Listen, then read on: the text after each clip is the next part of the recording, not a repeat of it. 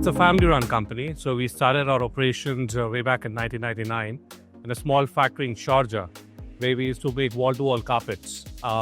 We still do. That's the core product. It's been over now 25, 26 years we've been doing that. We made a pivot in 2021 of getting into the artificial turf business, wherein we invested in very high technology machinery from Europe and US to basically fill in the void which was being created in the market because of COVID. So because of COVID, there was a big supply chain issue in Europe and US. A lot of manufacturers faced troubles in, sustaining their productions. And that's when we decided that we'd fill that gap in, and we got into this ballgame. So in artificial turf, the most integral part is the yarn, which basically is the most expensive and the most critical part of the turf system. So a lot of manufacturers avoid making it and they want to buy it from outside. We have an expertise in carpets and we used to make our own yarns. So for us to make the pivot into artificial turf yarns is not a problem. Idea is to make this yarn in Dubai and supply to Europe and US. That's our raw material supply going into the factories there. So they use our yarns to make their turf. And also in the market that we're in right now, the Middle East, the Indian subcontinent and Africa, that's where we sell the finished turf.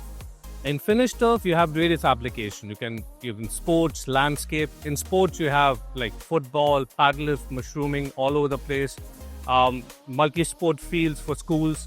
So that's what we target in this part of the world. Every turf is engineered for that particular usage. The reason why people use turf in sports is not just because of, it's safe, it's the cost saving in terms of water and maintaining it.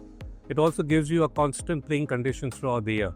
So for any school, you don't want a barren land during the winter time or the monsoons, which apparently is not the case. I would say the case is different. You can't grow grass here.